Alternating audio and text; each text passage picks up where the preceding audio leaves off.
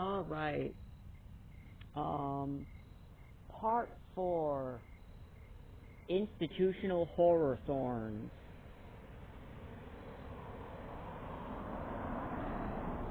I've heard rumors about World War II and fearing abortion because of it, but the path of abortion didn't really have any connection with World War II scapegoating in modern times, as far as I know, but slightly more down-to-earth barriers such as trimester development, heartbeat, and the pain excuse, which is out the window currently with how much pro-lifers in power don't care. Ugh, but I digress.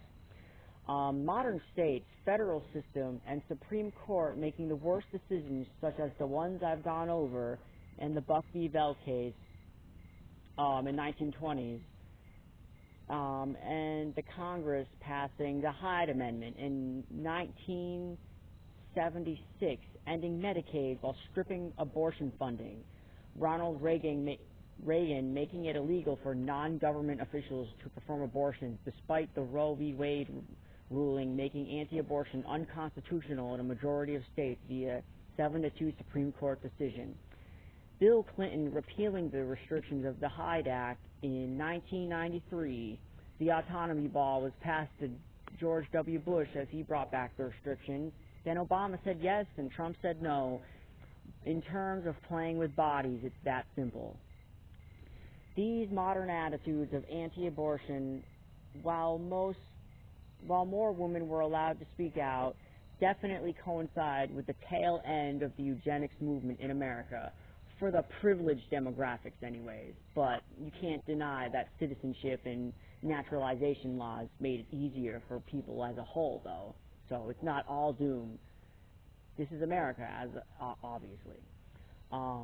World War II might not have stopped a genocidal fly after all, as the movement in America went from 1909 to 1970s with different checkpoints.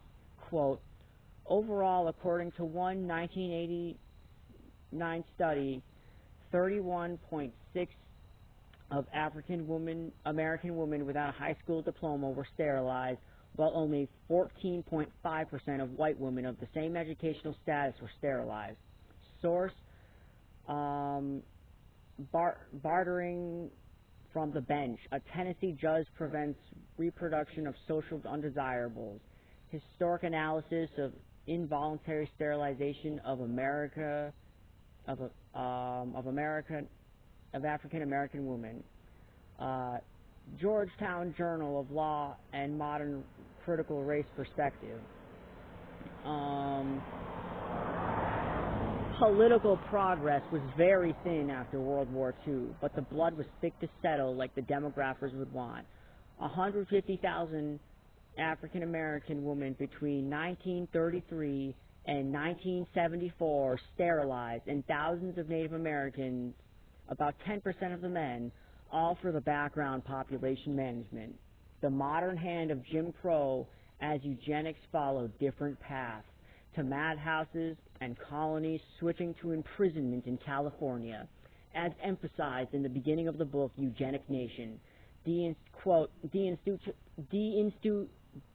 Deinstitutionalization of mental and feeble-minded homes and the rise of incarceration. From 1922 to 2005, this ramped up heavily in 1975, and data from researchers Bernard Harcourt and institutionalization effect of mental hospitals imprisonment on homicide. I'll be making separate videos about this some other time, because there's a lot to go in there. To step back a little and expand on the down-to-earth barriers I mentioned, 2003 abortion bill signed by George Bush banning partial birth abortions as long as it's still inside her. The people on the other side can't interfere with their choice. But it was banned by the Senate, 63 to 34, though these make up less than 1% of abortion cases, and likely something women don't go out of their way to plan to do, like some plot to, quote, ruin the families, like men and some women who plan their bodies for them seem to think other women do, which is ridiculous. especially when centrists claim we got to stop focusing on abortion, doing their family value virtue dance like Andrew Yang. 1,338 state restrictions were made, and 40% of them were passed after 2011. And by 2021, 108 were upheld. 108 in 2021 were upheld. More of them, anyways. The first fetal pain law signed in Nebraska on April 13, 2010, via 20 weeks after contraception and birth was passed. But as other states joined in eugenic control, Idaho's fetal pain law was taken down and the first to be denied, in the back and forth with the 2013 debacle over this. The ultrasound laws in 2010 requires women to focus specifically on the life inside her, the growing limbs, heartbeat, and other body parts. I imagine this was for informational purposes, like knowing if it's a biological girl or not, maybe looking for defects. Oh, and emotional coercion, most likely, over the mother, for the population management, for the economy. So convincing the economy, especially young people, to want kids, until education had curbed the demographic plan as stated in the birth cert. This ultrasound law didn't last long, being taken out in 2013 by the court, though some states have laws that practitioner explain the vague images to the mother. I don't think this is a thing nowadays, to my knowledge.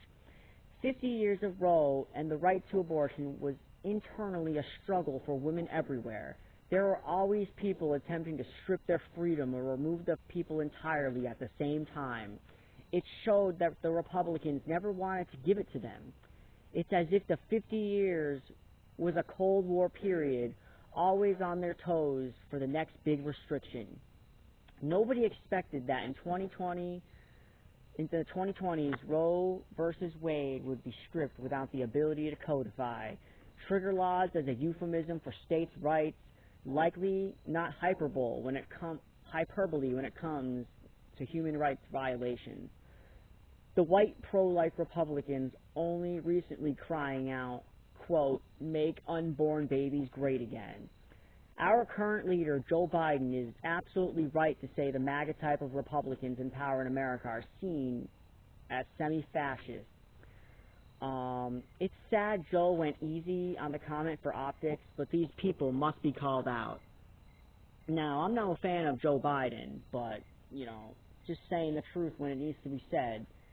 Going back in time for a bit, I mentioned in Chapter 2 that in 1939, the Eugenic Record Office started losing funding due to World War II shame, but it was a moral lie the Americans covered up for today, or tried. As old colonies, madhouses, camps faded from recognized view, something new rose out. Planned Parenthood Federation of America, working together with the American Birth Control League, founded by Margaret Sanger. The plan was called the Negro Project. Sanger, who considered charity to be a type of social disease, almost like Ayn Rand or something, when in her book, The Virtue of Selfishness or something. Ayn Rand saying it strengthens the needy as malignant cancer. Margaret Sanger saying it strengthens the needy as malignant cancer. Noting in open bigotry, quote, "Those least fit to carry on the race are increasingly more rapidly. The most urgent problem today is how to limit and discourage the overfertility of the mentally and physically defective." End quote. The most disturbing optics game within Planned Parenthood was using black physicians to garner respect for the victims it took in, as stated by Chairman Dr. Dorothy Farby, who worked there. Those of us who believe that the benefits of Planned Parenthood as a vital key to the elimination of human waste must reach the entire population. Also believe that the double effect must be made to extend this program as a public health measure for Negroes who whose need is proportionately greater. End quote. To get back to what Daniel Kevels was saying, claiming it was misunderstanding and that Planned Parenthood just needed to, quote, catch up to what people wanted, this is letting them off the hook, as their destructive racist goals were not some mistake. It was directly from the cloth and sewn by the maker. To what extent is a plan or talking point not molded with intent or wishful thoughts? I'm not calling Daniel Kevels a racist or that he's covering something up. It just seems to cast this connection aside very casually. In modern times, the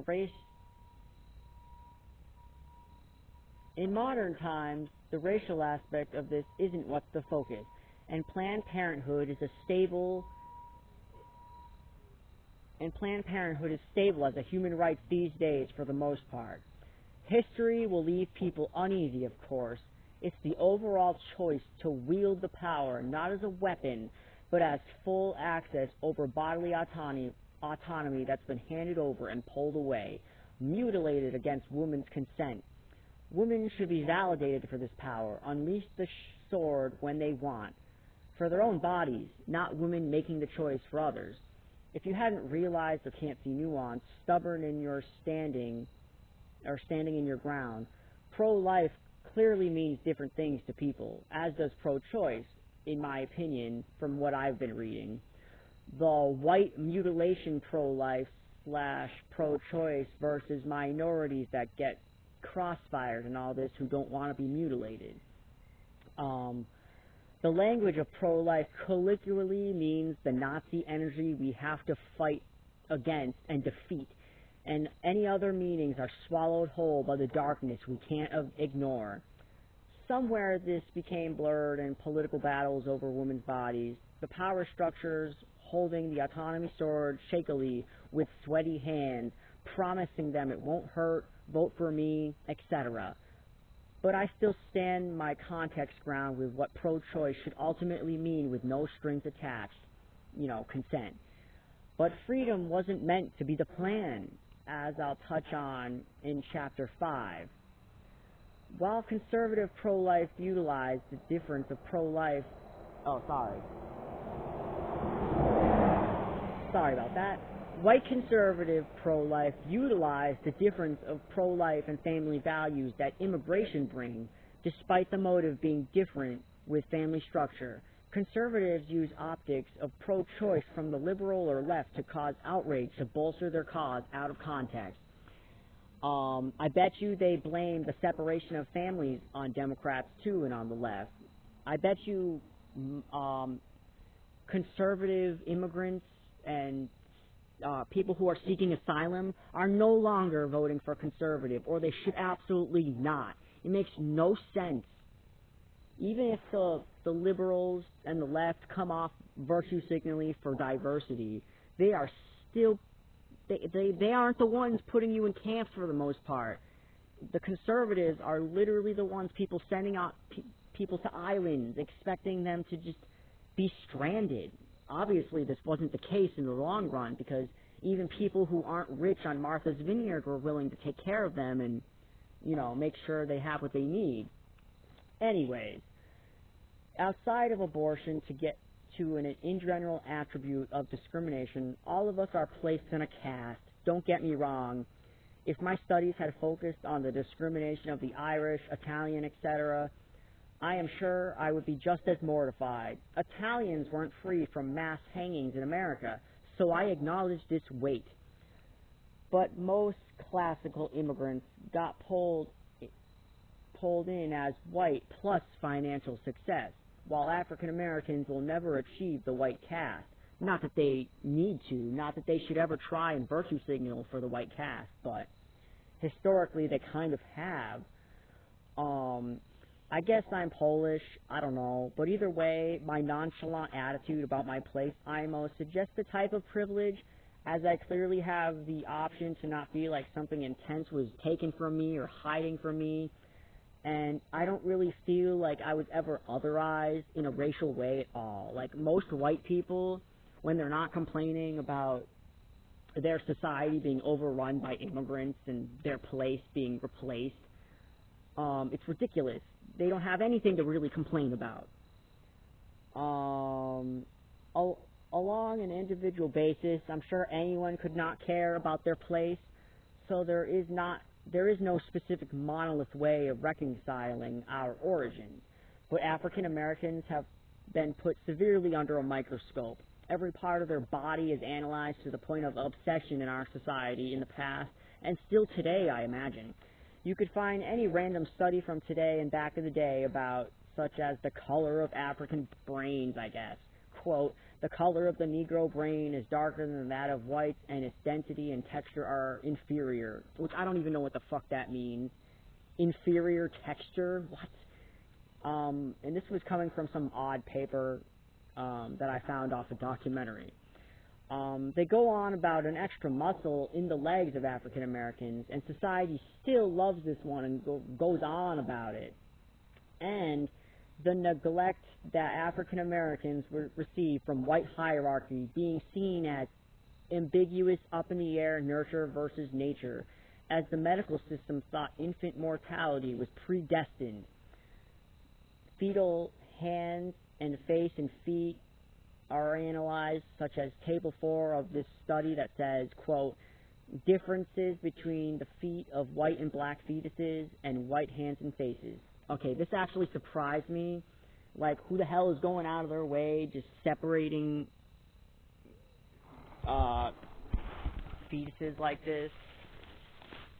The African American clavicle bone, within recent years, it has become apparent that anthropological study of the clavicle, quote, within recent years, the study of the clavicle has been somewhat neglected, and what efforts have been made have often been expanded on material inadequate in recent essentials to yield satisfactory results, and therefore unfit for racial comparison.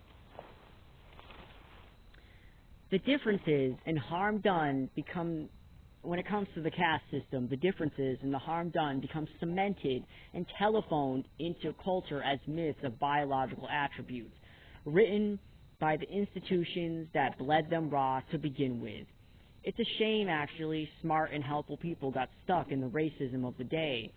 As Frederick Hoffman, a statistician and public health analyzer, a quote of Hoffman, the tendency of the Negro race has been downward.